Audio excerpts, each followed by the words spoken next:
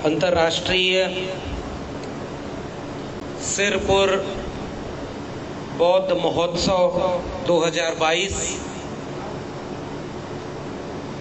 के इस बेहद खास आयोजन में मंच पर बैठे हुए सम्मानित अतिथिगण और इस सभागार में देश भर के अलग अलग इलाकों से आए हुए आप सभी सम्मानित लोगों को आज बुद्ध पूर्णिमा की ढेर सारी बधाई और शुभकामनाएं। बुद्ध पूर्णिमा एक ऐसा दिन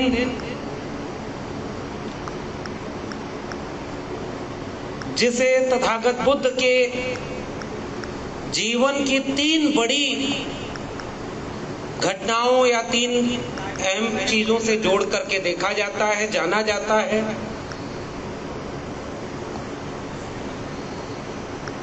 और उनमें सबसे महत्वपूर्ण आज का दिन इसलिए है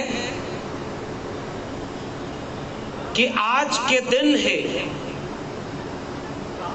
तथागत बुद्ध एक व्यक्ति से विचार बनने का दिन था। आज के दिन वो व्यक्ति से विचार में तब्दील हो गए, एक दर्शन में तब्दील हो गए, क्योंकि आज के दिन को कहा जाता है कि बुद्धत्व का दिन है। आज का दिन ज्ञान प्राप्ति का दिन है, बोध का दिन है। आज ऐसे दिन में, ऐसे अहम दिन पर, एक ऐसी जगह पर खड़े होकर के उस व्यक्ति नहीं विचार को, उस दर्शन को याद करना जिसके लिए दावा आज पुस्तक एक हमें मिले, विश्व की सबसे बड़ी बौद्ध विरासत सिरपुर, वहां खड़े होकर के अगर तथागत बुद्ध को याद किया जाए तो कल भी मैंने कहा था कि ऐसा महसूस होता है कि कुछ टूटे हुए पत्ते अपनी जड़ों को याद कर रहे हैं। वो जड़ें जो जमीन में या तो प्राकृतिक वजहों से या ज्यादातर संभावना इस बात की है कि राजनीतिक वजहों से दफन कर दी गई। आज सुबह रतन सर बता रहे थे, वहीं से किस्सा मैं भी शुरू करता हूं कि जब हम सुबह सिरपुर के उन अलग अलग स्थलों पर जा रहे थे और जिसका दावा किया जा रहा है कि वो विश्व की सबसे बड़ी बौद्ध विरासत है, उस विरासत में ऐसा पता चल रहा कि कभी कहीं टीला था, खेत था, खेती हो रही थी, और बाद में जब उसकी खुदाई की गई तो पता चला कि यहां तो बुद्ध विहार था। उस बुद्ध विहार में ऐसा लग रहा था कि एक अतीत दफन है, और जो कई फीट गहरे मिट्टी में दबे रहने के बाद भी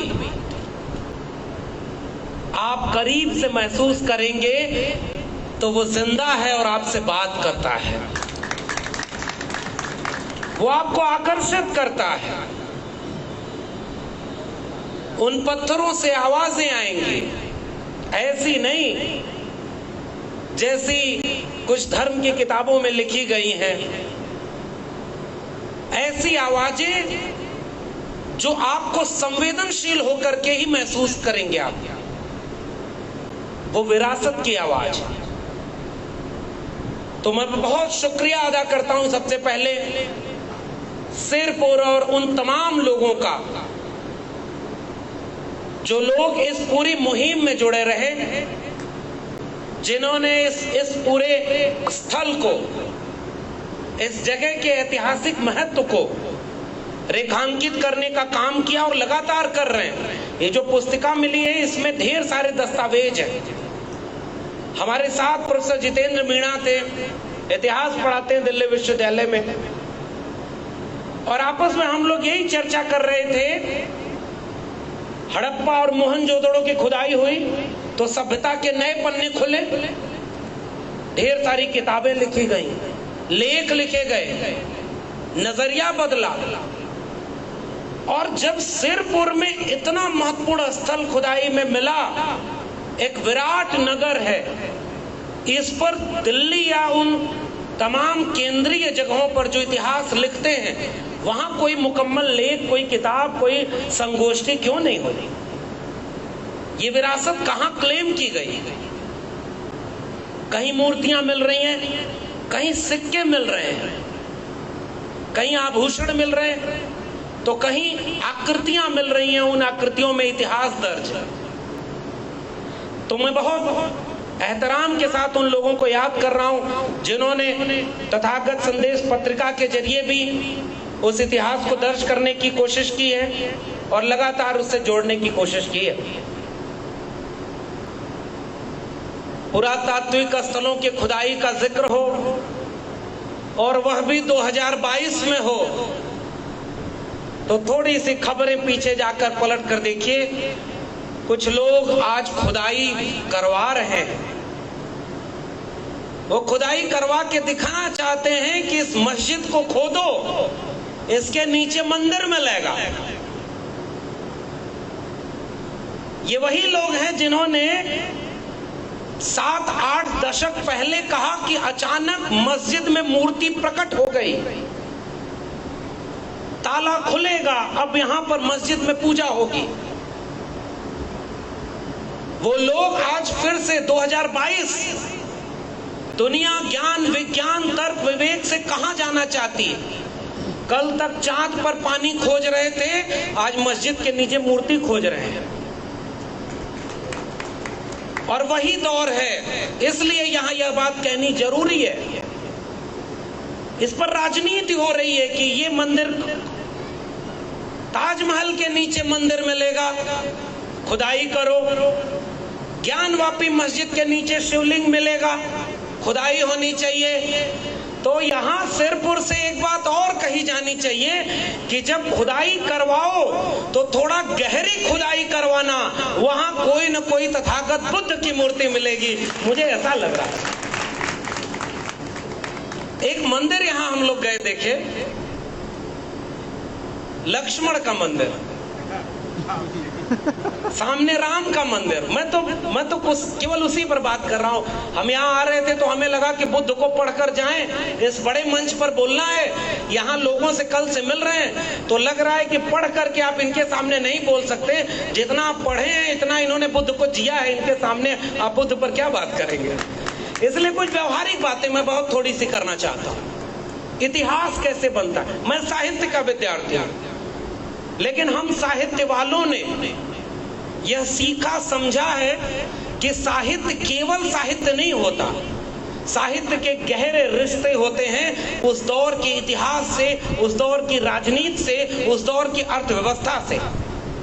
जब हम कबीर को पढ़ते हैं तो हम केवल कबीर की किताब और उनके दोहे नहीं पढ़ रहे होते, हम कबीर के पूरे वक्त को, पूरे इतिहास को पढ़ रहे होते हैं। कबीर ने जब यूं ही नहीं लिखा होगा कि काकत पाथर जोर के मस्जिद लई चुनाए, ताचड़ मुल्ला बाग दे क्या बहरा हुआ खुदाए, पाथर पूजे हर मिले तो मैं पूजूं पहाड़, ताते ये चाकी भली पीस खाए संसार, अरे इन दोन राह न पाई, हिंदुन की हिंदुआई देखी, तुर्कन की तुर्काई, अरे इन दोन राह न पाई। ये केवल साहित्य नहीं है, ये एक इतिहास है, और ये इतिहास एक विचारधारा का इतिहास है। इसलिए जब मैं उस मंदिर की बात कर रहा हूं, और हमारे साथ थे जितेंद्र मीणा, और इन्होंने उस बात को रेखांकित किया कि उस मंदिर की एक परत पर तो बुद्ध की और उस दौर की मूर्तियां हैं, उसके ऊपर एक परत और आगे बढ़ करके उसमें कहीं वराह की, कहीं नृसिंह की, कहीं विष्णु की मूर्तियां बन गई। ऐसा लग रहा है कि एक इतिहास जो पहले से था उसके ऊपर कोई इतिहास बहुत बाद में आरोपित किया गया है। और आरोपित ऐसा कि बोर्ड लगा हुआ है कि वो लक्ष्मण दशरथ के पुत्र लक्ष्मण नहीं है, दशरथ के पुत्र राम नहीं है। लेकिन आप गूगल करके पढ़िए सिरपुर के बारे में, पता चलेगा कि लक्ष्मण का सबसे प्राचीन मंदिर सिरपुर में है, और सिरपुर ये नहीं श्रीपुर है। इतिहास पलट दिया गया। एक राम दशरथ का बेटा, एक राम है घर घर लेटा, एक राम का जगत पसारा, एक राम सब जग से न्यारा। भले ये आप बात इतिहास में लिखी होगी, लेकिन अब कई किस्म के राम थे, ये कोई बात ही नहीं करेगा।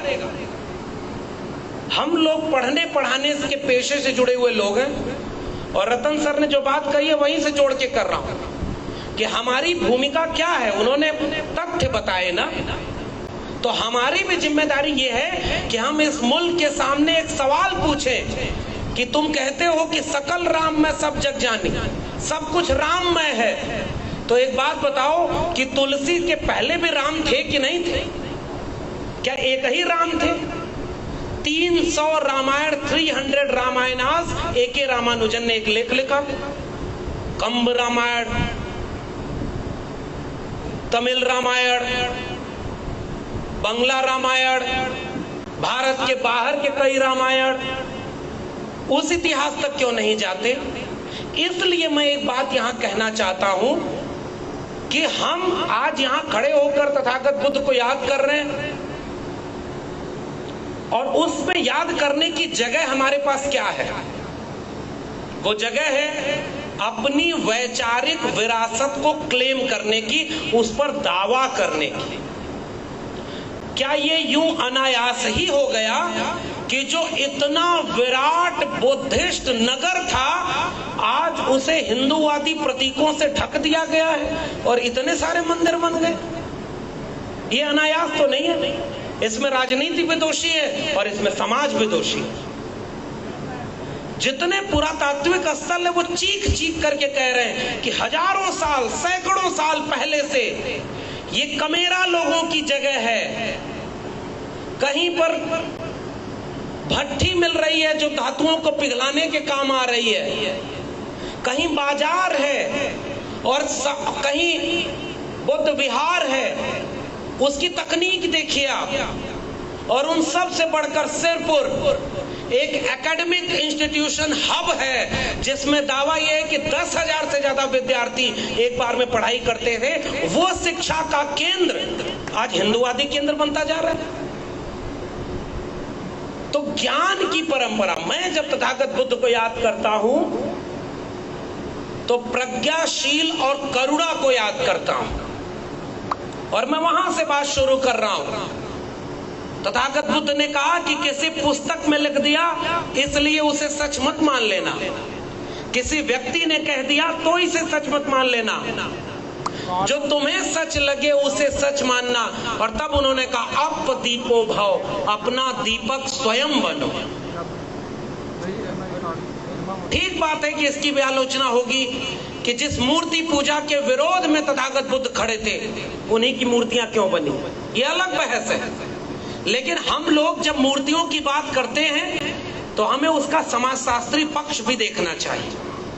मूर्तियां उस पूरी परंपरा के दस्तावेज की तरह होती हैं। वो आत्मविश्वास देती हैं, वो अपनी जड़ों को क्लेम करने के लिए लगाई जाती हैं। इसलिए इन मूर्तियों में, और देखिए विडंबना कि उन मूर्तियों में ऐसा लगता है कि जानबूझ के प्रहार किया गया है, तोड़ा गया है। और सबसे दिलचस्प, लक्ष्मण मंदिर में एक जगह मूर्ति बनी है जिसमें पूरा सर एक बुद्धिस्ट मूर्ति का है और मुंह के पास से तोड़ करके वहां एक सूंड लगा दी गई है। इतिहास में हर जगह वही जगह खोज करके सूंड लगाई जा रही है। अगर इसे नहीं रोका गया बौद्धिक और सांस्कृतिक रूप पर, तो अगले कुछ दशकों में ऐसा न हो जाए कि गर्दनें कट जाएं और ऊपर एक नई गर्दन जुड़ जाए और नए नए अवतार बन जाए और हमारी पीढ़ियां उस अपने अतीत से कट जाए।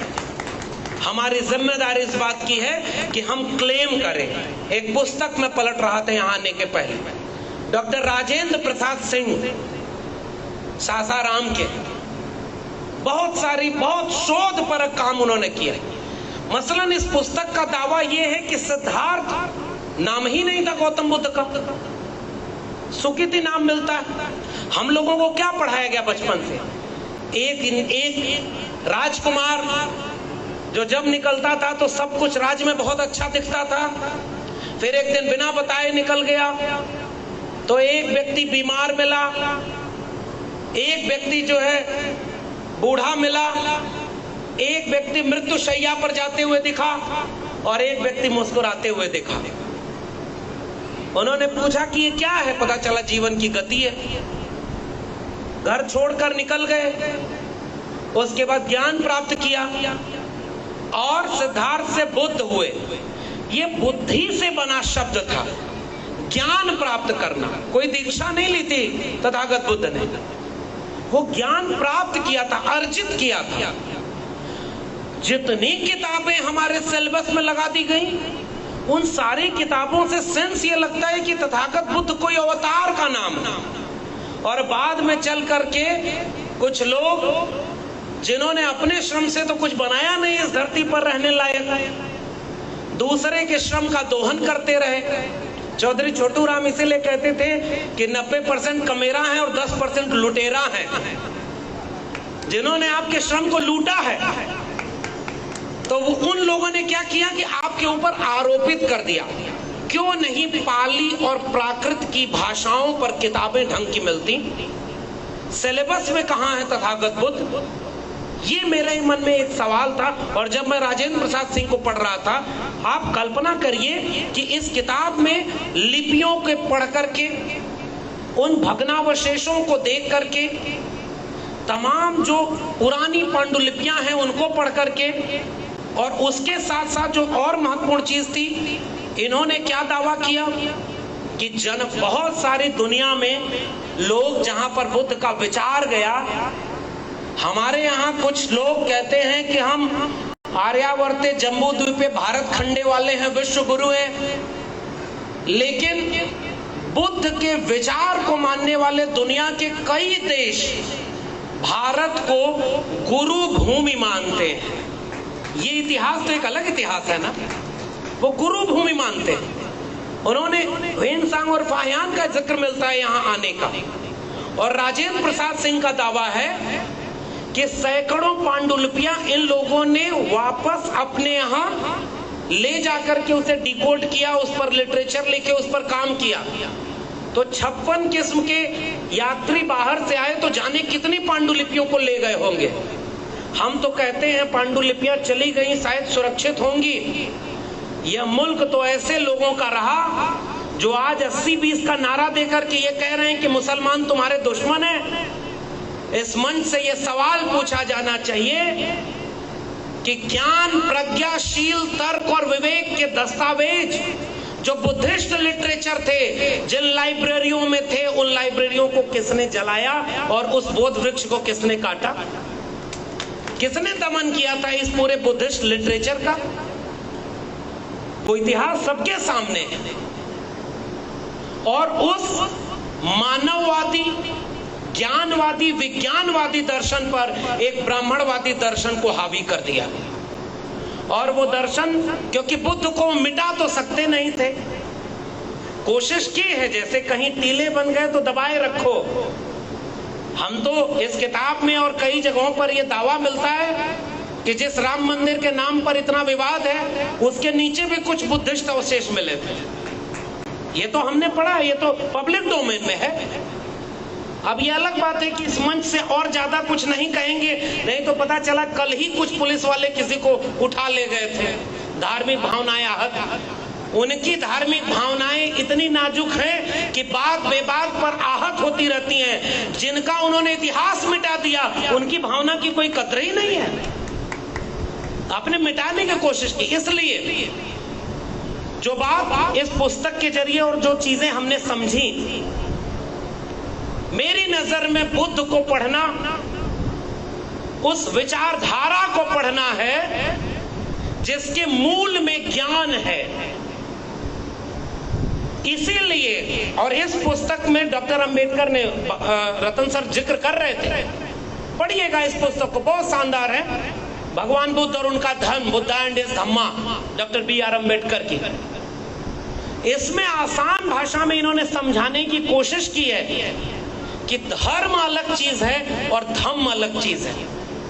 और अगर बुद्ध की बात होगी तो आलोचना इस बात की करिए कि बौद्ध धर्म को धर्म कहने वाले लोग कैसे इसके खिलाफ काम कर रहे हैं। धम्म के केंद्र में आस्था और विश्वास नहीं है, धम्म के केंद्र में तर्क और विवेक है, वैज्ञानिक दृष्टिकोण है।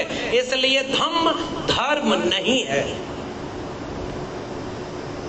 धम्म के केंद्र में प्रज्ञा है। प्रज्ञा का अर्थ ही बुद्धि से जुड़ा हुआ है। सोचिए, एक बुद्धिवादी दर्शन है तथागत बुद्ध का, शील है, करुणा है। और जब मैं करुणा कह रहा हूं तो मैं उस नायक की बात कर रहा हूं जिसकी करुणा ऐसी थी कि जंगल के पशु पक्षी आकर के उसके पास बैठते थे। ये किससे नहीं है, उन लोगों के ऊपर यह प्रश्न चिन्ह है जिन्होंने अपने देवी देवताओं को खुश करने के लिए पशुओं की बलि देना शुरू किया। तथागत बुद्ध पशु हिंसा के खिलाफ खड़े हुए और उन्होंने अहिंसा की बात की।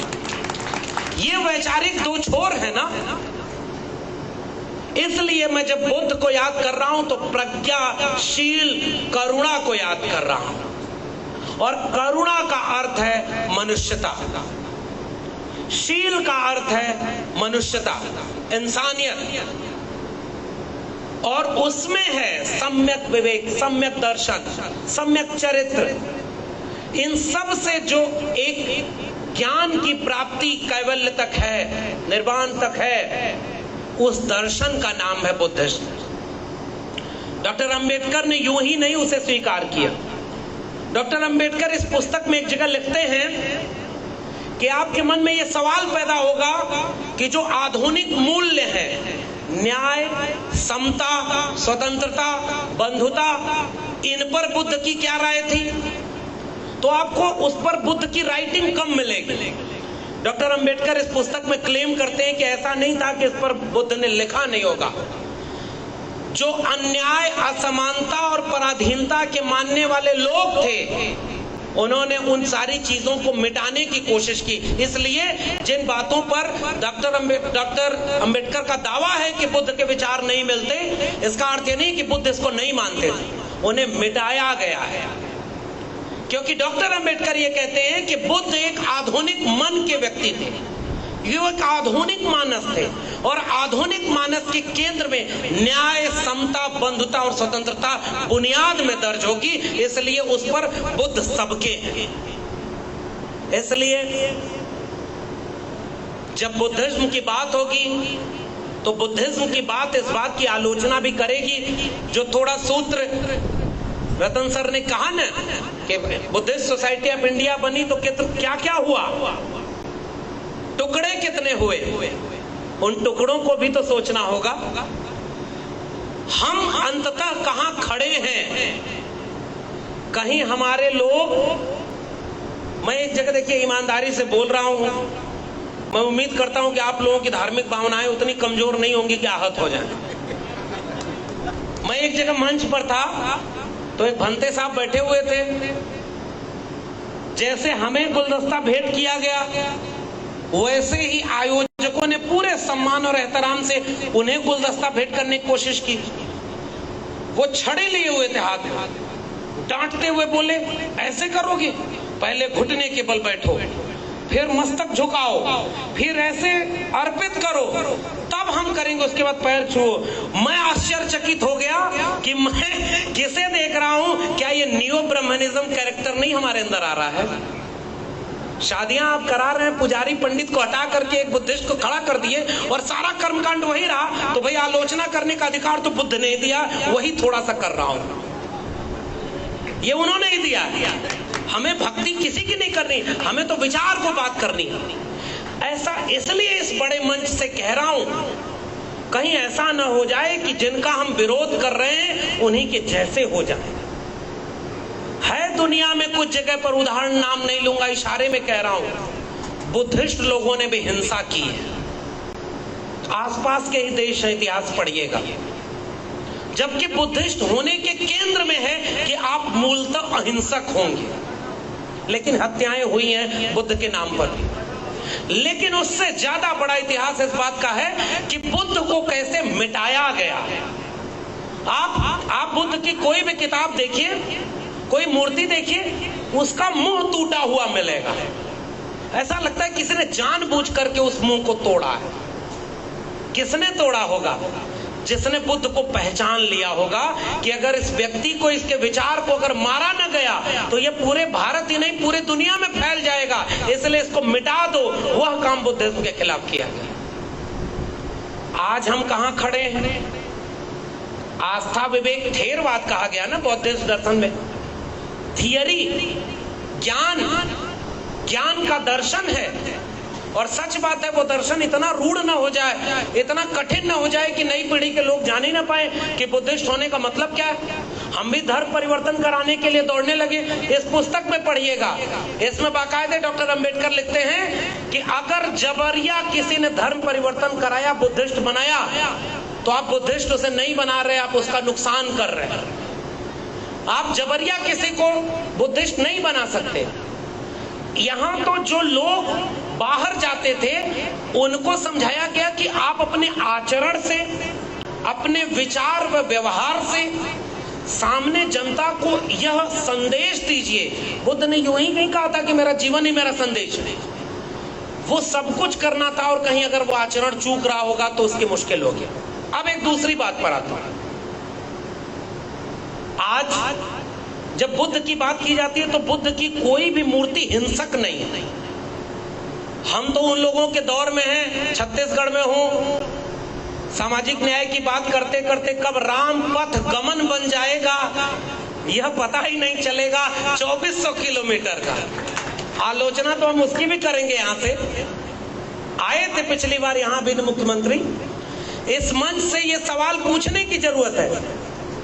हम तो वो विचार के लोग हैं जो मानते हैं कि हमें पूरे सामाजिक न्याय के विचार में कहीं हिंसा है ही नहीं, क्योंकि वो तथागत बुद्ध की करुणा से शुरू होकर डॉक्टर अंबेडकर, डॉक्टर लोहिया तक आती है, जो अपने कलम और किताब से लड़ते हैं। वो अपने बंदूक और हथियार तलवार नहीं हाथ में लेते। हमारा तो विचार ही अहिंसक है, इसलिए हम तुम्हारे धर्म के खिलाफ कभी उस तरह से बोलेंगे ही नहीं। लेकिन हम एक सवाल पूछेंगे कि क्या सिरपुर को एक अंतरराष्ट्रीय बौद्ध केंद्र की तरह नहीं स्थापित किया जा सकता है? पता ये चला कि 15 साल में ये हिंदू केंद्र बनता जा रहा है। बनवाइए आप कौशल्या का मंदिर, बनवाइए आप राम पथ गमन। पता नहीं राम इधर आए भी थे कि नहीं आए थे। अब एक सवाल मेरा ये है कि हमारी लड़ाई किस दिशा में जानी चाहिए। आज बुद्ध पूर्णिमा के दिन सिरपुर के इस बड़े मंच से, जिसे अंतरराष्ट्रीय स्तर पर लोग देखते हैं, मेरा सवाल है, ओबीसी समाज में पेरियार ललई सिंह यादव डॉक्टर BR अंबेडकर के साथ बौद्ध धर्म स्वीकार करना चाहते थे और उसी दिन वो नागपुर जाना चाहते थे। धर्मवीर हमारे बीच में आए हुए हैं, उन्होंने शोध किया है, वो आपको विस्तार में बताएंगे। नहीं जा पाए पेरियार ललई सिंह यादव। लेकिन बाद में रामलीला मैदान में उन्होंने उन्हीं भंते साहब से दीक्षा ली जो वहां पर बाबा साहब को दीक्षा दिए थे। मौर्य समाज हमारे यहाँ यूपी में है, उसमें एक समय में बहुत तेजी से प्रचलन था बुद्धिस्ट कल्चर से जुड़ने का। मेरी चिंता ये है कि ये जो ओबीसी समाज के भीतर सामाजिक न्याय की चेतना विकसित हो रही थी, आरोप लगाया जाता है, व्यंग किया जाता है ओबीसी के ऊपर कि ओबीसी तो अपने कंधे पर हिंदू धर्म को ढो रहा है। अरे नहीं भाई, ऐसा नहीं है। ऐसा कह के आप उन लोगों को भी उस खेमे में ढकेलते हैं जिन्होंने मुखालफत की थी और ब्राह्मणवाद से लड़ाई लड़ी थी। उनमें से पेरियार ललई सिंह यादव थे, चंद्रिका प्रसाद जिज्ञासु थे, रामस्वरूप वर्मा, जगदेव बाबू थे, और एक लंबी विरासत हमारे सामने जिन्होंने उत्तर भारत में ये सब काम किया। बाबा साहब की किताबों का अनुवाद कराया, लखनऊ में अधिवेशन कराया, तमाम लोग ओबीसी के हैं जिन्होंने सामाजिक न्याय के लिए काम किया। अगर ऐसा न होता तो 1930 में बिहार में त्रिवेणी संघ नहीं बना होता, जो त्रिवेणी संघ 90% वंचितों शोषितों की बात करता है। पुनर्जन्म और भाग्यवाद, इनसे निकला ब्राह्मणवाद। कितना आसान बताया उस त्रिवेणी संघ ने, जो ओबीसी के लोग अगुवाई कर रहे थे कि पुनर्जन्म और भाग्यवाद, इनसे निकला ब्राह्मणवाद। ब्राह्मणवाद की क्या पहचान? गिटपिट बोले करे न काम, और मानववाद की क्या पहचान? ब्राह्मण भंगी एक समान। एक विरासत है हमारे पास, जिस विरासत को शोषित दल बना करके जब जगदेव बाबू आगे ले चल रहे थे, समाज दल बना के रामस्वरूप वर्मा आगे ले चल रहे थे, उन लोगों ने शोषित समाज दल मिला करके उस पूरे मिशन मूवमेंट को आगे बढ़ाया कि 100 में 90 शोषित हैं। डॉक्टर राम मनोहर लोहिया का नारा था, सन सोपा ने बांधी गांठ, पिछड़ा पावे 100 में 60। तो ये 100 में 60 क्या था? मैं कभी कभी सोचता हूं ओबीसी समाज के लोगों से बात करते हुए, 100 में 60 का मतलब क्या है? तो 100 में 60 के नारे को और आसान और विस्तार देकर के जगदेव बाबू ने जब किया आगे, रामस्वरूप वर्मा ने आगे बढ़ाया, जिसमें समता की चाह नहीं वह बढ़िया इंसान नहीं, समता बिना समाज नहीं, बिन समाज जनराज नहीं, जो जमीन को जोते बोए वो जमीन का मालिक होए, मिटे गरीबी और अमीरी, मिटे चाकरी और मजबूरी, दो बातें हैं मोटी मोटी, हमें चाहिए इज्जत रोटी। 100 में 90 शोषित हैं, शोषितों ने ललकारा है, धन धरती और राजपाट में 90 भाग हमारा।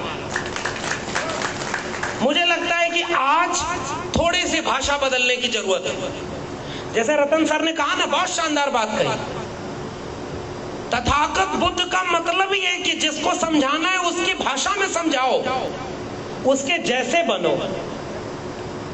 हम आज सामाजिक न्याय के लोग कहीं ऐसा तो नहीं पुरानी, मैं ये दोहा केवल इसलिए पढ़ रहा हूं कि विचारधारा को जोड़ सके, लेकिन भाषा तो हमें बदलनी पड़ेगी। तो मैं ये सवाल पूछता हूं ओबीसी लोगों और बहुजन लोगों से कि 100 में 90 का मतलब कहां हिस्सेदारी लेना चाहते हैं? तो बाबू जगदेव प्रसाद ने इशारा किया था, धन धरती और राजपाट, यानी इस देश का 90% संपत्ति जितनी है वो इस देश के 90% वंचितों शोषितों के पास होनी चाहिए थी कि नहीं? कल हम लोग थे जहां बैठे थे, वहां झगड़ा हो गया शूद्र वर्सेस नॉन शूद्र पर, बहुत झगड़ा हुआ और बार तार्किक झगड़ा। रतन सर से अक्सर बात होती है तो इनसे एक बात से मैं सहमत होता हूं, और यही बात मैंने कई जगह बोली। लोग हमसे पूछते हैं तुम कृष्ण वाले यादव हो कि ललई सिंह वाले यादव हैं? मैं उनसे कहता हूं कि देखो, एक व्याख्या तो कृष्ण के भी कृषक पशुपालक नेता की है, कृष्ण तो देवता ही नहीं है, ये भी तो एक व्याख्या है। कृष्ण को अपमान क्यों झेलना पड़ा? 16,000 रानियां बचपन से ही छेड़खानी कर रहे हैं। राजेंद्र यादव हमारे हिंदी के एक बड़े आलोचक हुए हैं। राजेंद्र यादव ने बड़ी बेबाकी से उस समय कहा था, लगाओ यहां से भी यूएपीए लगाओ, आपके राज्य में भी बुलडोजर नहीं चल रहा है, हम लोग की तरफ तो बुलडोजर चल रहा है, फिर भी हम लोग डरने वाले थोड़े ही। आप जब इतने बड़े बड़े महापुरुषों की बात कर रहे हैं तो इनसे कुछ मिले ना मिले, एक बात तो मिलती है, पूरी कायनात तुम्हारे खिलाफ रहे तब भी न ये हमारे पुरखे डरे और न झुके न समझौता किया, इसलिए हम यहाँ खड़े। और बिल्कुल ठीक इशारा इन्होंने किया, कुछ लोग थोड़ी सी चीज में ऐसे डरे, ऐसे बिक गए कि वहां चुपचाप करके हमारे सपनों का सौदा कर रहे हैं। मैं फिर से कह रहा हूं उस हिम्मत के साथ, राजेंद्र यादव ने अपने संपादकीय में हंस में लिखा कि पहला आतंकवादी तो हनुमान था। अब इससे आगे नहीं बोलूंगा, ये तो दस्तावेज है, ये तो किताब में लिखा हुआ है, मैं इससे आगे नहीं बोलूंगा, इशारा काफी। तो इसी तरह से मैं एक बात कह रहा हूं, राजेंद्र यादव ने अपने एक लेख में लिखा कि मैं कभी कभी सोचता हूं कि दक्षिण भारत ज्योतिबा फूले की जमीन है, ज्योतिबा फूले ने इतना लिख दिया है ना कि अगर इस मंच से बोलने लगे तो उनके सारे नियम कानून ध्वस्त हो जाएंगे। इतना कठिन लिख दिया है और लिखते लिखते कहा कि एक कलम कसाई थे सब जिन्होंने हमारा इतिहास नहीं लिखा। इंद्र के बारे में, वामन के बारे में, परशुराम के बारे में क्या क्या लिखा है पढ़िए ज्योतिबा फूले से। फरसा पकड़ने वाले नेताओं को गुलामगिरी भेंट करिए, हो सकता है विवेक खुल जाए, प्रज्ञाशील करुणा तर्क विवेक पर वापस लौट आए और आज बुद्ध जयंती के दिन कहें कि हाँ सामाजिक न्याय का भारत बनाएंगे, उसमें शोषकों को शोषकों के साथ नहीं जोड़ेंगे। उस राजेंद्र यादव ने जब बात कही तो मेरे मन में एक सवाल आया, आखिर क्या बात है कि महाराष्ट्र की जमीन में पुनर्जागरण जाति के सवाल को एड्रेस करता है। मैं यहां से गंभीर सवाल उठा रहा हूं, जाति के सवाल पर ज्ञानदेव, नामदेव, तुकाराम और वहां से होते हुए ज्योतिबा फूले तक वो पूरी धारा होती है और ज्योतिबा फूले के बाद दलित पैंथर मूवमेंट चलता है, इतना एग्रेसिव। दक्षिण में चले जाइए तो वहां अकेले पेरियार काफी हैं।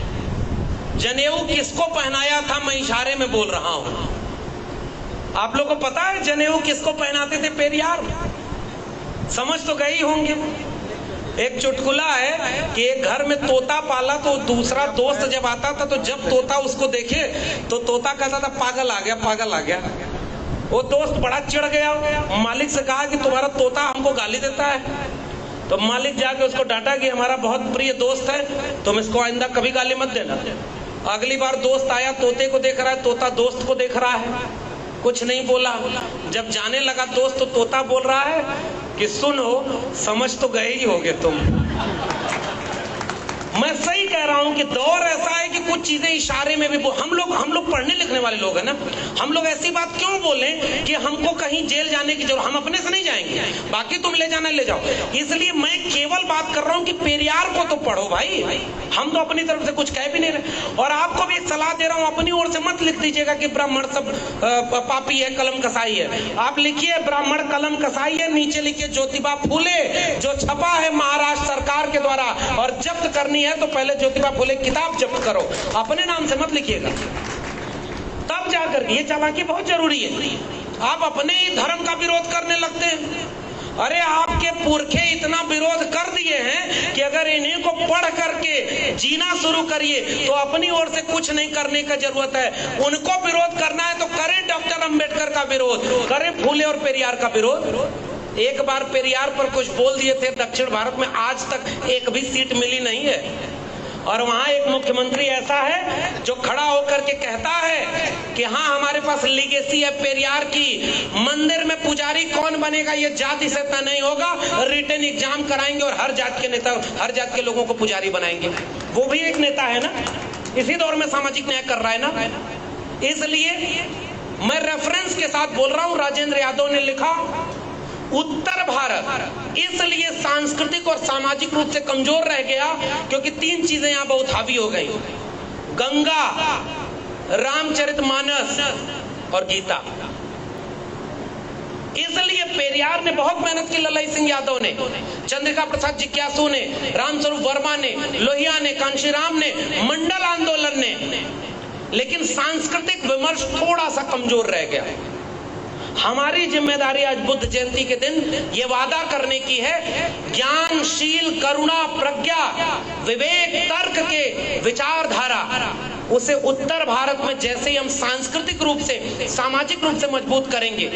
अब उसके लिए आपको शूद्र शब्द चुनना है, शूद्र चुन लीजिए, श्रमजीवी चुनना है, श्रमजीवी चुन लीजिए, दलित पिछड़ा आदिवासी चुनना है, वो चुन लीजिए, कोई भी शब्द चुन लीजिए, मिशन मूवमेंट को तो आगे ले चलिए, ये मेरा निवेदन है।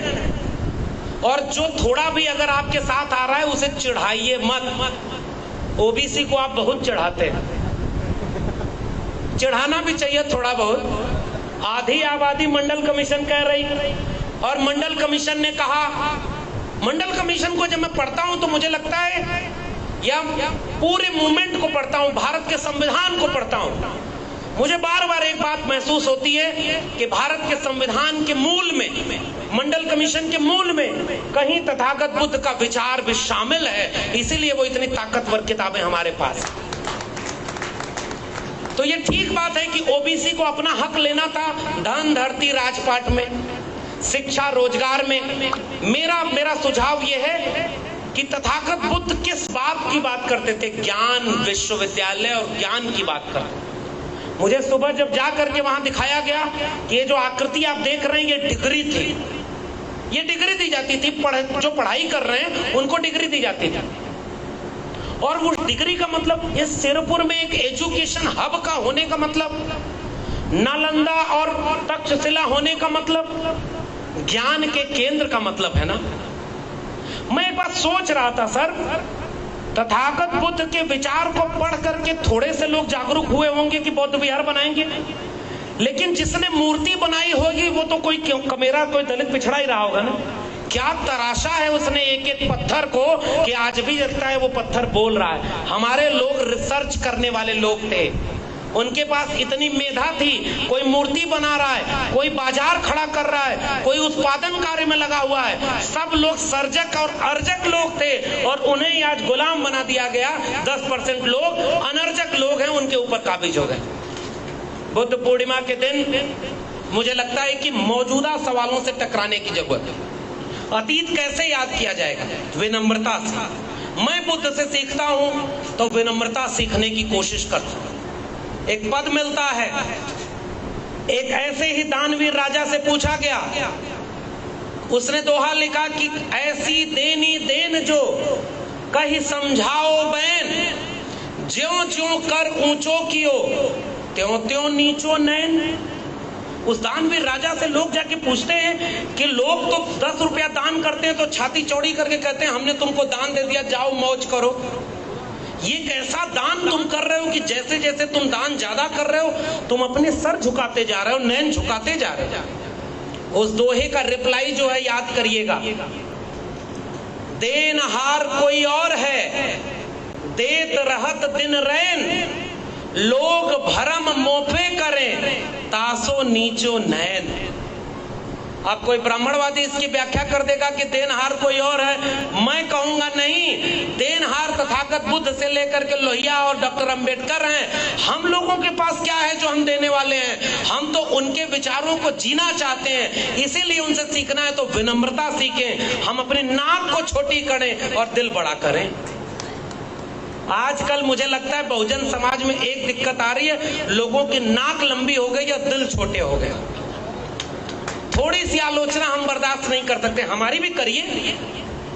भक्त किसी के मत बनिएगा, फैन किसी के मत बनिएगा, क्योंकि डॉक्टर अंबेडकर ही कह गए व्यक्ति पूजा बहुत गलत है।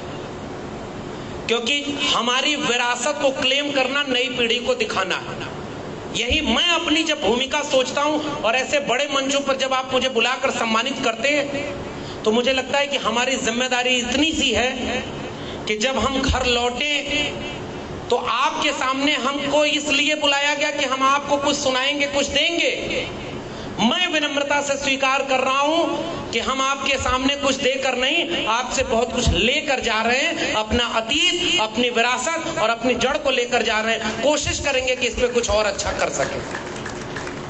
और वह विरासत, आखिरी बात मेरी है, आज तथागत बुद्ध के सपनों का भारत कैसा बनेगा? इस देश का प्रधानमंत्री, नाम नहीं लूंगा, वैचारिक मंच है। इस देश के प्रधानमंत्री जब विदेश में जाते हैं तो कहते हैं कि हम युद्ध के नहीं बुद्ध के देश हैं, और भारत में आते हैं तो दिन रात बुद्ध के खिलाफ युद्ध छेड़े हुए हैं। ऐसे विडंबना के दौर में हम जी रहे हैं। आज वो लुम्बिनी पहुंचे हैं। कौन? फकीर हूं, झोला लेके चल दूंगा एक दिन। वही लुम्बिनी पहुंचे हैं, वहां बुद्ध को याद कर रहे हैं। दिल में गोडसे गोलवलकर हेडगवार हैं और सामने बुद्ध की मूर्ति के सामने दंडवत हो रहे हैं कि आप हमारे वैचारिक पुरुष हैं और आपसे हम बहुत कुछ सीखने आए। अब इससे समझना हमें क्या है? इससे समझना हमें यह है कि क्या ऐसा तो नहीं होगा कि जो बुद्ध का नाम लेगा, जो अंबेडकर का नाम लेगा, सबको आप अपना मान लेंगे क्या? बुद्ध की मूर्ति कोई बनवा दे, अंबेडकर की मूर्ति कोई बनवा दे, तो क्या वो आपका अपना होगा? मेरा निवेदन इतना है, बुद्ध के सपनों का एक विश्वविद्यालय जो बनवा दे उसे अपना मानिएगा, बाकी कोई बुद्ध का वारिस नहीं हो सकता। क्योंकि मैं तो विश्वविद्यालय की नजर से बुद्ध को देख रहा हूं, शोध की नजर से देख रहा हूं। इसीलिए बार बार जिक्र कर रहा हूं प्रज्ञाशील, करुणा, तर्क और विवेक का। हर जगह बुद्ध के दर्शन में तर्क और विवेक, वैज्ञानिकता है। और बुद्ध का मतलब ही है बुद्धि। खोजिए उन लोगों को जिन्होंने बुद्ध से बुद्धू भी बनाया। ये कड़वी बात है लेकिन यहां से कहनी चाहिए कि नहीं। ये बुद्धू शब्द का आविष्कार कहां से हुआ है? हमारे यहां बुद्ध से बुद्धि, बुद्धि से तर्क, विवेक, और अपमानित करने के लिए विष्णु का अवतार बना दिया बुद्ध को। अरे मूर्खों, मैं एक सवाल पूछता हूं। जब बुद्ध से उनके शिष्य ने पूछा आप आत्मा को नहीं मानते, तो बुद्ध ने कहा ये आत्मा होती क्या है? मनुष्य मर जाता है तो वो आत्मा जाती कहां है? मनुष्य के भीतर वो आत्मा आती कहां से है? इस दुनिया के परे कोई दुनिया नहीं है, इस दुनिया के पहले कोई दुनिया नहीं थी। इसलिए एक घोर दार्शनिक विचारक है बुद्ध, जिन्होंने हर तरह से ब्राह्मणवाद और मनुवाद के जड़ में मट्ठा डालने का काम किया। इसलिए उनके खिलाफ इस देश में सबसे ज्यादा अन्याय व अत्याचार है। लेकिन बुद्ध के विचार मरे नहीं, बुद्ध के विचार आगे बढ़े, नागार्जुन तक आगे बढ़े, सिद्धोनाथों तक आगे बढ़े। और मैं हिंदी साहित्य का विद्यार्थी अपने पुरखे कबीर को याद करता हूं, और जहां बुद्ध का विचार मुझे सीधे इस रूप में नजर आता है, मेरा तेरा मनवा कैसे एक होई रे, मैं कहता आखन की देखी, तू कहता कागज की लेखी, मैं कहता सुलझावन हारी, तू देता उलझाई रे, मेरा तेरा मनवा कैसे एक होई रे। ये है परंपरा और ये है विरासत, सीधे बुद्ध से आ रही है। तुम कागज की लेखी कह रहे हो, मैं आंखों की देखी कह रहा हूं। बुद्ध की विचारधारा, कबीर की विचारधारा एक है। मोको कहां ढूंढे रे बंदे, मैं तो तेरे पास में, ना मैं मंदिर, ना मैं मस्जिद, ना काबे कैलाश में, ना मैं जप में, ना मैं तप में, ना मैं व्रत उपवास में, खोजी हो तो तुरते मिलियो पल भर की तलाश में। कहे कबीर सुनो भाई साधो, मैं तो हूं विश्वास, उस तर्क विवेक में है। आज मंदिर मस्जिद के नाम पर हमारे लोगों को लड़ाया जा रहा है, तो वो विरासत आगे बढ़ी, वो विरासत रविदास में आगे बढ़ी। जस केलन के पात पात में पात, तस मानुष के जात जात में जात, रविदास मानुष न जुड़े जब तक जात न जात। हिंदू पूजे देहुरा, मुसलमान मसीह, इन दोनों में अल्लाह राम नहीं, कह रविदास विचार। ये विचारक कहां खड़े थे? तर्क, विवेक, प्रज्ञा व मेधा पर खड़े थे। उस विचार को आगे बढ़ाया अयंकली नारायण गुरु ने, उस विचार को आगे बढ़ाया महात्मा ज्योतिराव गोविंदराव फूले ने, उस विचार को आगे बढ़ाया छत्रपति शाहू जी महाराज ने, उस विचार को आगे बढ़ाया त्रिवेणी संघर्षक संघ ने। शाहू जी के बाद वो विचार आगे बढ़ा। डॉक्टर लोहिया कहीं कहीं धर्म से, अरे भाई देखिए हम लोग किसी को पूरा तो मानते नहीं, पूजने वाले तो नहीं है, थोड़ी आलोचना लोहिया जी की भी करते हैं, लेकिन हम ये मानते हैं कि लोहिया जी और अंबेडकर साहब 56 में मिलकर के आगे काम करना चाहते थे ना। पेरियार और अंबेडकर साहब और लोहिया मिलकर के आगे काम करना चाहते थे ना। भगत सिंह को याद करते हैं, कुटी अरसू में पेरियार और बाबा साहब मूक नायक में, जब 23 मार्च 1931 को भगत सिंह को फांसी दी जाती है, कि वो एक ऐसा नौजवान था जो नास्तिक था। वो कहता था कि ईश्वर कुछ नहीं है। हमारे बुद्ध वो भी कहते थे सब कुछ ज्ञान, प्रज्ञा, मेधा है। वो विरासत कंटिन्यू है ना। उस विरासत में एक पड़ाव आता है भारत का संविधान जब लागू होता है, और उस विरासत का अगला पड़ाव आता है जब मंडल कमीशन लागू होता है। आपके सामने ये सांस्कृतिक अतीत रखते हुए मैं बस आखिरी वाक्य बोल रहा हूं। हमारे सामने जो लड़ाई है वो विचारधाराओं की लड़ाई है।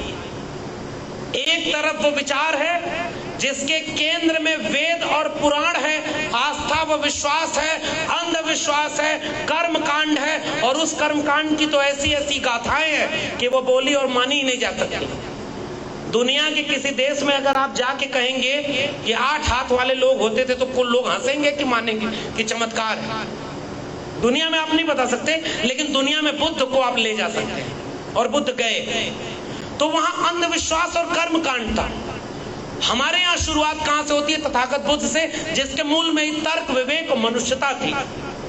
और वहां से एक पैरेलल विचार हमारे सामने कबीर, रविदास, नारायण गुरु, अयंकली और पेरियार से होते हुए, शाहू जी महाराज से होते हुए, फूले, अंबेडकर, बिरसा मुंडा, अब्दुल कयूम अंसारी, आसिम बिहारी, भगत सिंह से होते हुए मंडल और कांशीराम की। और दूसरी तरफ विचारधारा मंदिर, मस्जिद, तलवार, त्रिशूल, हनुमान चालीसा, शिवलिंग, इसी सब की है। इस विचारधारा की लड़ाई में नई पीढ़ी के लोगों को विनम्रता से समझाने की जरूरत है कि आपकी जड़ें, कमेरा लोगों की जड़ें, इस देश के 90% लोगों की जड़ें किसी तर्क, विवेक और वैज्ञानिकता की जड़ से जुड़ती है, अंधविश्वास से नहीं जुड़ती, मंदिर से नहीं जुड़ती। हमारे पुरखों ने मंदिर बनाने की कोई लड़ाई कभी नहीं लड़ी। हमारे पुरखों ने शिक्षा की लड़ाई लड़ी। आज के नौजवानों, एक बात सोच कर देखना, कल तुमसे घर वाले पूछते थे, रिश्तेदार पूछते थे, हम लोग के बचपन में भी, आपका बच्चा क्या करता है? घर वाले बताते थे बीए कर रहा है, एमए कर रहा, मेडिकल कर रहा, इंजीनियरिंग कर रहा। क्या बनेगा बड़ा होकर? डॉक्टर बनेगा, इंजीनियर बनेगा, वकील बनेगा, आईएएस पीसीएस बनेगा, देश चलाएगा। आज के नौजवानों, तुमसे तुम्हारे रिश्तेदार पूछेंगे तो क्या बताओगे? कि हमारा बेटा रामनवमी के दिन मस्जिद के सामने तलवार लहराते हुए हनुमान चालीसा पढ़ता है। ये आपका बायोडाटा हो सकता है क्या? अरे आपको इस्तेमाल किया जा रहा है धर्म के नाम पर। स्कूल, कॉलेज, विश्वविद्यालय बर्बाद हो गए नई शिक्षा नीति के नाम पर, और पूरा देश अंबानी अडानी के हाथों बेच दिया गया। आज की लड़ाई क्या है? आज ये पूरी सामाजिक न्याय की विचारधारा, तथागत बुद्ध को याद करना, इस बात पर, इस जमीन पर खड़ा होकर खुद से एक वादा करने का नाम है, स्कूल, कॉलेज और विश्वविद्यालय बचाइए, मंदिर, देवालय और शौचालय उनके जिम्मे छोड़ दीजिए। हम लोग स्कूल, कॉलेज और विश्वविद्यालय बचाने की लड़ाई बर्बाद कर दिया है। स्कूल 6 लाख से ज्यादा सरस्वती शिशु मंदिर बना करके धर्म का बीज वो रोप रहे हैं। टीवी पर रामायण दिखाते हैं, अजीब अजीब किस्से दिखाते हैं, और सिलेबस चेंज कर रहे हैं। Hello friends, hi everyone, welcome to Rose Cinema. Rose Cinema पे आपका स्वागत है, जहां आपको देखने को मिलेगा roasting, hosting, action, comedy, suspense, sting, untold story. हमारे चैनल रोज सिनेमा को लाइक, शेयर एंड सब्सक्राइब करना मत भूलिएगा। भूलिए। मैं गौतम रत्ना आपका बहुजन फिल्म प्रोडक्शन में स्वागत करता हूं, और आप हमारे प्रोडक्शन हाउस के अंदर अपना कैरियर बना सकते हैं as a film director, as a producer and actor and actress and editor and cinematographer also. अगर आपको फिल्म से रिलेटेड कुछ भी प्रोजेक्ट आपको बनवाना है तो हमारे पास में पूरा सेटअप है, जिसमें फिल्म कैमरा है, शूटिंग लाइट्स है और एडिटिंग है। सारा A to Z एक ही जगह पर आपको हमारे यहाँ पर मिल जाएगा। तो दोस्तों, आप हमें कांटेक्ट कर सकते हैं हमारे नंबर्स पर 9810085714 और 8510005714। हमारे वेबसाइट भी विजिट कर सकते हैं www.filmserviceindia.com, और हमें मेल भी कर सकते हैं gautamfilmsproduction@gmail.com पर। धन्यवाद।